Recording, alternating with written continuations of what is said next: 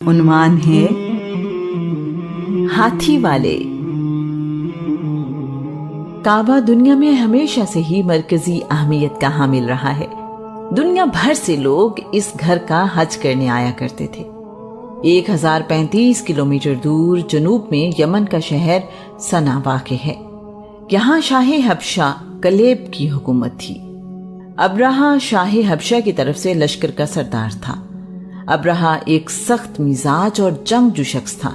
اس نے بغاوت کر کے وہاں کے گورنر کو قتل کر دیا، جس کا نام اریات تھا۔ اس کے بعد ابرہہ خود گورنر بن گیا۔ واقعہ کچھ یوں ہے کہ 543 عیسوی میں یمن کے گورنر اریات اور لشکر کے سربراہ ابرہہ کے درمیان اقتدار کی جنگ شروع ہو گئی۔ اریات نے مشورہ دیا کہ بجائے اس کے کہ ہم اپنے حمایتیوں کے ساتھ جنگ کریں جس میں بہت سے لوگ مارے جائیں، ہم ایک دوسرے کے ساتھ لڑائی کرتے ہیں، جو فاتح ہوگا وہ حکومت سنبھال لے۔ اریات اور ابرہہ کی آپس میں دو بدو لڑائی ہوئی تو اریات کے وار سے ابرہہ کی آنکھ، ناک اور ہونٹ کٹ گئے۔ ہونٹ کٹنے کی وجہ سے ابرہہ کو ابرہہ آشرم یعنی ہونٹ کٹا کہا جاتا تھا۔ ابرہہ نے اس لڑائی سے پہلے ایک سازش تیار کی۔ اس نے اپنے غلام عتودہ سے کہا کہ موقع ملنے پر تم اریات کو جب وہ مجھ سے لڑائی میں مصروف ہو وار کر کے قتل کر دینا، میں تمہیں اس کا انعام دوں گا۔ ابرہہ کے غلام نے اریات کو پیچھے سے وار کر کے قتل کر دیا۔ اس طرح ابرہہ یمن کی حکومت پر قابض ہو گیا۔ شاہ حبشہ کے علم میں یہ بات آئی تو وہ سخت ناراض ہوا اور قسم اٹھائی کہ میں یمن کی مٹی کو اپنے پاؤں سے روندوں گا اور ابرہہ کی پیشانی کے بال کاٹ کر اسے رسوا کروں گا۔ ابرہہ کے علم میں بادشاہ کی قسم اٹھانے اور ناراض ہونے کا معاملہ آیا تو اس نے چالاکی سے اپنے بال اور یمن کی مٹی ایک تھیلے میں بھر کر حبشہ بھجوائی۔ اس کے ساتھ ایک خط تھا: بادشاہ سلامت، اریات آپ کا غلام تھا اور میں بھی آپ کا وفادار غلام ہوں۔ آپ کے مفادات اور حکمرانی کی حفاظت کرنے والا ہوں، آپ کا تابع فرمان ہوں۔ میرے اور اریات کے درمیان اختلاف تھا جس میں اریات مارا گیا۔ مجھے آپ کی قسم کا علم ہوا ہے۔ میں نے یمن کی مٹی آپ کی خدمت میں بھیجی ہے اور اپنے بال بھی۔ آپ میرے بال اس مٹی میں ملا کر اپنے پاؤں تلے روند کر اپنی قسم پوری کر لیں۔ میں ہمیشہ آپ کا وفادار رہوں گا۔ نجاشی نے حالات کو مد نظر رکھتے ہوئے ابرہہ کو یمن کا گورنر تسلیم کر لیا۔ ابرہہ ایک کامیاب اور عوام دوست حکمران ثابت ہوا۔ اس نے سبعین ڈیم کی مرمت کا کام کیا۔ حج کے موسم میں لوگ یمن سے مکہ کی طرف جانے لگے تو ابرہہ نے پوچھا کہ لوگ کہاں جا رہے ہیں؟ بتایا گیا مکہ میں بیت اللہ کا حج کرنے۔ ابرہہ نے پوچھا یہ گھر کس چیز سے بنایا گیا ہے؟ لوگوں نے کہا پتھر سے بنایا گیا ہے۔ ابرہہ نے کہا مسیح عیسیٰ بن مریم کی قسم، میں بیت اللہ سے اچھا گھر تعمیر کروں گا۔ ابرہہ نے شاہ حبشہ کو خوش رکھنے کے لیے صنع میں ایک خوبصورت کلیسا تعمیر کروایا۔ ابرہہ نے اس کی تعمیر کے لیے ملکہ سبا کے محل کو گرا کر اس کی اینٹیں استعمال کی۔ اس کلیسا کا نام قلیس رکھا۔ ابرہہ نے کلیسا میں دنیا کے بہترین پتھر لگوائے جو سرخ، زرد، سفید اور کالے رنگ کے تھے۔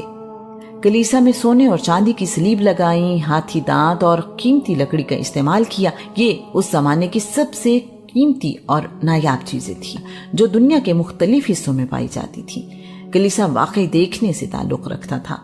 روم کے شہنشاہ نے اس کلیسا کے لیے اسکندریہ سے ایک اطالوی پادری کو بھجوایا۔ اس پادری کا نام گریگنش تھا۔ ابرہہ نے شاہ حبشہ کو پیغام بھیجا، میں نے آپ کی خاطر ایک عالیشان کلیسا بنوایا ہے جسے بادشاہ سلامت قبول کریں۔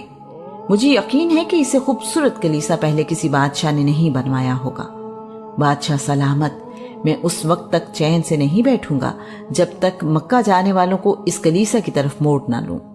میں اس گھر کعبہ کو تباہ کر دوں گا۔ جب وہ گھر ہی باقی نہیں رہے گا تو اس کا طواف اور حج کیسے باقی رہے گا؟ ابرہہ کی اس خواہش کی ایک وجہ اقتصادی اور تجارتی سرگرمیاں بھی تھیں۔ اسے علم تھا کہ حج کی وجہ سے عرب کی تجارتی اہمیت اور اقتصادی طاقت قائم ہے۔ عرب کے لوگوں کو دنیا میں مرکزی حیثیت حاصل ہے، وہ ساری دنیا میں عزت پاتے ہیں۔ کعبہ کو ختم کرنے اور یمن کو حج کا مرکز بنانے کی خواہش نئی نہیں تھی۔ اسے کئی 100 سال پہلے حسان بن عبد کلال حمیری چاہتا تھا کہ وہ کعبہ کے پتھر اٹھا کر یمن لے جائے اور حج کے لیے کعبہ یمن میں بنائے۔ جب وہ اس ارادے سے مکہ پر حملہ آور ہوا تو نخلہ کے مقام پر اس کا سامنا عرب کے قبائل سے ہوا۔ عرب قبائل کی قیادت فہر بن مالک بن نضر کر رہے تھے، جو رسول اللہ صلی اللہ علیہ وآلہ وسلم سے پہلے 11ویں پشت میں تھے۔ یمن کی فوج کو شکست ہوئی، حسان کو قیدی بنا لیا گیا۔ وہ 3 سال قید رہنے کے بعد فدیہ دے کر رہا ہوا۔ حسان مکہ سے یمن واپس جاتے ہوئے راستے ہی میں دم توڑ گیا۔ ابرہہ کعبہ کو گرانے کی بات سر عام کیا کرتا تھا اور اس بات کا اعلان بھی کروایا کرتا تھا۔ اس کے ارادے کسی سے ڈھکے چھپے نہیں تھے۔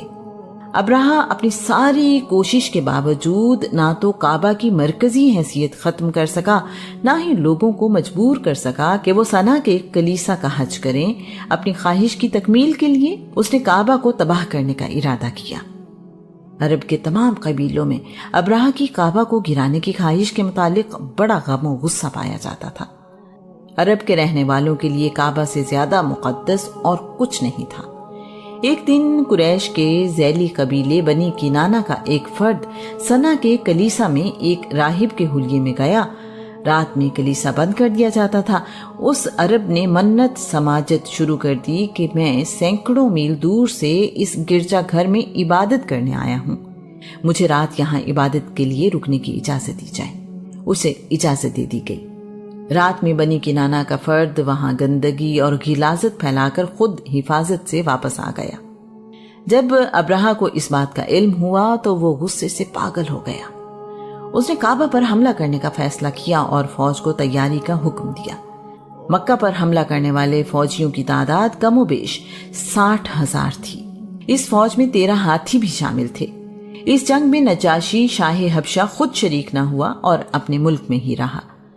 ابرہہ کے ہاتھیوں کی وجہ سے وہ راستہ جس سے ابرہہ کی فوج صنع سے مکہ پہنچی تھی، عرب اسے صراط الفیل یعنی ہاتھی والوں کا راستہ کہتے تھے۔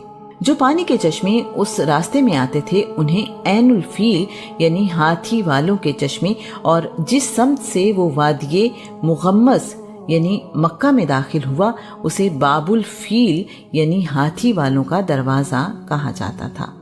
اسی نسبت سے اس سال کو عام الفیل یعنی ہاتھی والوں کا سال کہا جاتا تھا۔ عرب کے لوگ اپنے سالوں کا شمار اسی واقعے سے کرتے تھے۔ رسول اللہ کی مدینہ منورہ ہجرت سے عرب اپنے سال واقعہ ہجرت سے شمار کرنے لگے۔ یمن سے مکہ جاتے ہوئے راستے میں کچھ قبیلوں نے ابرہہ کی فوج سے مزاحمت کی، لیکن شکست سے دوچار ہوئے۔ یمن کے سردار ذو نفر نے ابرہہ کو روکنے کی کوشش کی، لیکن اسے شکست ہوئی۔ ایسی جنگ کے بعد قبیلہ بنی خشم کے سردار نفیل بن حبیب کو گرفتار کر لیا گیا۔ یہ لڑائی بنی خشم کے علاقے میں لڑی گئی۔ نفیل کی جان بخشی کی شرط یہ رکھی گئی کہ وہ مکہ تک راستے کی رہنمائی کرے گا۔ طائف کے لوگ لات کو خدا کی بیٹی کہتے تھے اور اس کی عبادت کرتے تھے۔ اس کا بہت بڑا بت طائف میں موجود تھا جو ایک ٹیلے پر نصب تھا۔ قبیلہ بنی ثقیف اس ٹیلے کا طواف کرتے تھے۔ ابرہہ کی فوج طائف پہنچی تو طائف کے لوگوں نے اس خیال سے کہ ابرہہ کہیں لات کا عبادت خانہ غلطی سے کعبہ سمجھ کر تباہ نہ کرتے، طائف سے باہر آ کر ابرہہ کی رہنمائی کی کہ مکہ ابھی دور ہے۔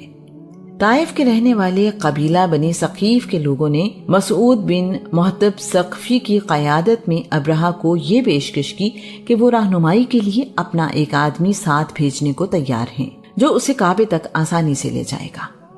ابرہہ نے نفیل کی موجودگی کے باوجود یہ پیشکش قبول کر لی۔ قبیلہ بنی ثقیف نے ابو رغال نامی شخص کو ابرہہ کے ساتھ بھیج دیا۔ ابرہہ کا لشکر ابھی مکہ سے 3 کلومیٹر دور مغمس کے مقام پر پہنچا تھا کہ طائف سے شامل ہونے والا ابو رغال مر گیا۔ اسے وہیں دفن کر دیا گیا۔ بعد میں عرب قبیلے ابو رغال کی قبر کو پتھروں سے سنگسار کرنے لگے۔ ایسا کئی صدیوں تک ہوتا رہا۔ عرب بنی ثقیف کو یہ طعنہ دیتے رہے کہ انہوں نے لات کا عبادت خانہ بچانے کے لیے بیت اللہ پر حملہ کرنے والوں کا ساتھ دیا۔ یہ فروری 571 عیسوی کے آخری دنوں کی بات ہے۔ رسول اللہ صلی اللہ علیہ وآلہ وسلم کی پیدائش سے 55 دن پہلے ابرہہ کی فوج نے مغمس میں قیام کیا۔ ابراہ نے اپنے گھوڑ سوار دستے کو اسود بن مقصود کی قیادت میں بھیجا کہ جاؤ مکہ سے لوٹ مار کر کے لاؤ۔ ابراہ کی فوج کا دستہ مکہ سے بھیڑ بکریاں اور اونٹ لے آیا۔ اس لوٹے ہوئے سامان میں عبد المطلب کے 200 اونٹ بھی شامل تھے۔ ابراہ نے اپنا ایک نمائندہ جس کا نام ہناتا ہیمیری تھا، اس کو عرب قبیلوں کے پاس بھیجا اور عرب کے سرداروں کو اپنے پاس بلایا۔ اس وقت عرب میں کوئی مرکزی نظام نہیں تھا، ہر قبیلہ اپنے اپنے سردار کے ماتحت تھا۔ عرب قبیلوں کے سرداروں نے مشاورت کی اور عبد المطلب کی سربراہی میں ایک وفد ابراہ سے ملنے کے لیے بھیجا۔ ابراہ سیاہ فام حبشی تھا اور حبشہ کی زبان بولتا تھا۔ ابراہ کے شاہی خیمے میں تخت سجا ہوا تھا، زمین پر قالین بچھے تھے، ٹھنڈے اور میٹھے مشروب سے سراہیاں بھری ہوئی تھیں۔ عبد المطلب ابراہ کے پاس پہنچے تو ابراہ قریش کے سردار عبد المطلب کو دیکھتے ہی مرعوب ہو گیا۔ عبد المطلب دراز قد، نہایت وجیح، بہادر، خوبصورت اور دور اندیش انسان تھے۔ روب اور نور ان کے چہرے پر نمایاں تھا۔ ابراہ اپنے تخت سے اترا، عبد المطلب سے ہاتھ ملایا اور ان کے ساتھ قالین پر بیٹھ گیا۔ ابراہ نے ایک ترجمان کے ذریعے عبد المطلب سے گفتگو کی۔ ابراہ نے کہا، تم کیا چاہتے ہو؟ عبد المطلب نے جواب دیا، میرے اونٹ واپس کر دو۔ مکہ میں موجود کعبے کی وجہ سے عرب کے لوگ ساری دنیا میں ہی عزت پاتے تھے۔ ابراہ کے لیے عبد المطلب کا جواب غیر متوقع تھا۔ ابراہ نے حیران ہو کر کہا، عرب کا سردار اور بس اپنے اونٹوں کی فکر؟ میں نے تمہارے بارے میں جو سنا تھا وہ جھوٹ تھا۔ میں تو اس خیال میں تھا کہ تم مجھ سے کعبہ کے متعلق بات کرو گے۔ عبد المطلب نے کہا، میں اونٹوں کا مالک ہوں، اس لیے مجھے اونٹوں کی فکر ہے، کعبے کا مالک اور ہے۔ ابراہ نے کہا، تمہیں کعبے کی فکر نہیں؟ عبد المطلب نے کہا، یہ اللہ کا گھر ہے، وہ اپنے گھر کی حفاظت خود کرے گا۔ ابراہ نے کہا، میں تم لوگوں سے جنگ نہیں کرنا چاہتا، تم لوگ میرے راستے میں نہ آؤ۔ میں تمہاری اور تمہارے باپ دادا کی عبادت گاہ کعبہ کو تباہ کرنے آیا ہوں، میں اسے تباہ کر کے واپس چلا جاؤں گا۔ عبد المطلب نے کہا، پھر تم جانو اور اس گھر کا رب جانے، اس نے آج تک اس گھر پر کسی کو مسلط ہونے نہیں دیا۔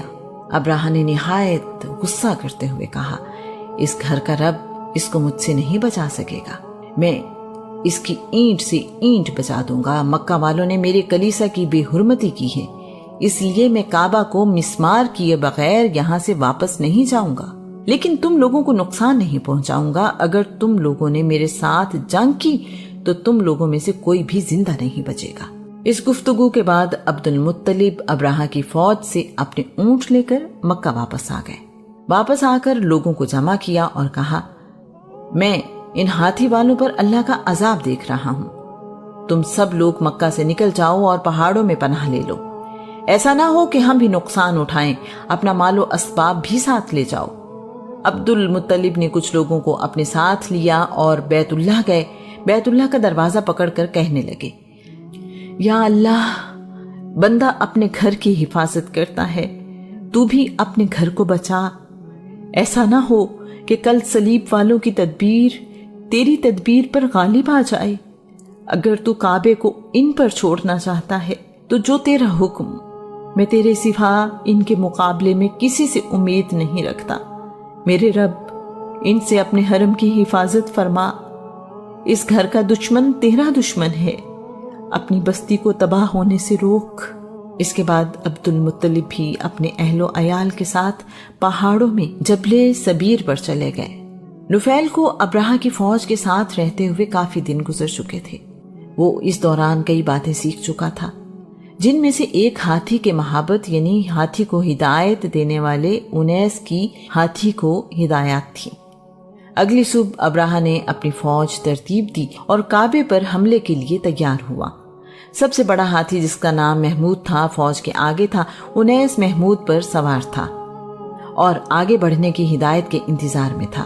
نفیل نے جب دیکھا کہ انیس منہ موڑے ابراہ کے حکم کے انتظار میں ہے تو اس نے محمود ہاتھی کو ہدایت دی، محمود بیٹھ جاؤ، یا جدھر سے آئے ہو ادھر واپس لوٹ جاؤ، کیونکہ آگے خدا کا مقدس شہر مکہ ہے۔ محمود ہاتھی بیٹھ گیا۔ انیس نے بڑی کوشش کی لیکن ہاتھی آگے بڑھنے کو تیار نہ ہوا۔ ہاتھی کے سر میں بار بار تبرزین یعنی لوہے کی سلاخیں ماری گئیں، لیکن بے سود۔ ہاتھی کے پیٹ میں بھی نیزہ ٹیڑھا کر کے چرکا لگایا گیا، لیکن کوئی فائدہ نہ ہوا۔ ہاتھی کو یمن یعنی جنوب کی جانب موڑا گیا تو وہ چلنے لگا۔ جب اس کا منہ شام یعنی شمال کی طرف کیا گیا تو بھی محمود ہاتھی چلنے کو تیار تھا۔ جیسے ہی اس کا منہ مکہ کی طرف موڑا گیا، وہ پھر سے زمین پر بیٹھ گیا اور ایک قدم آگے بڑھنے کو تیار نہ ہوا۔ اس ساری صورتحال میں نفیل وہاں سے کھسک کر دور پہاڑ پر چلا گیا اور یہ سب کچھ ایک پہاڑی پر کھڑا دیکھتا رہا۔ محمود ہاتھی کا مکہ کی طرف قدم نہ بڑھانا ایک واضح اشارہ تھا کہ مکہ پر کعبے کو مسمار کرنے کی نیت سے حملہ نہ کیا جائے، لیکن ابراہہ کی کعبہ کو تباہ کرنے کی ضد آڑے آئی۔ اچانک مغرب کی طرف سے آسمان گہرا ہونے لگا۔ دیکھتے ہی دیکھتے اندھیرا چھا گیا۔ یہ ابابیل پرندوں کا غول تھا جس نے آسمان کو ڈھانپ لیا۔ ہر پرندہ 3 کنکریاں اپنے ساتھ لیے ہوئے آیا۔ ایک کنکری چونچ میں جبکہ 2 کنکریاں پاؤں میں تھیں۔ کنکریاں بہت چھوٹی تھیں، خشک چنے کے دانے کے برابر۔ پرندے ابراہہ کی فوج کے اوپر سے گزرتے ہوئے کنکریاں پھینک رہے تھے۔ یہ کنکریاں بڑی کارگر ثابت ہوئیں۔ چھوٹی سی کنکری جس پر گرتی وہ لوہے کے خود کو چیرتے ہوئے اس فوجی کے جسم کو بھی چیر دیتی تھی۔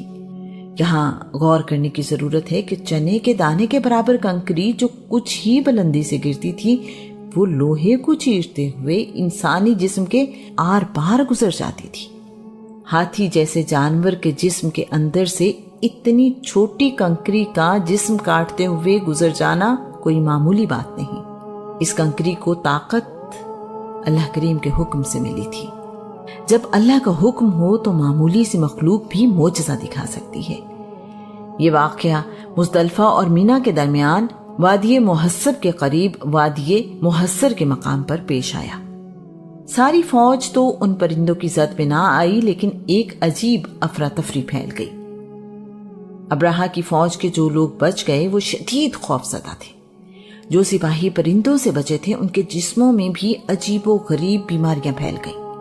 فوج نے اس بات میں عافیت جانی کہ واپس یمن جایا جائے۔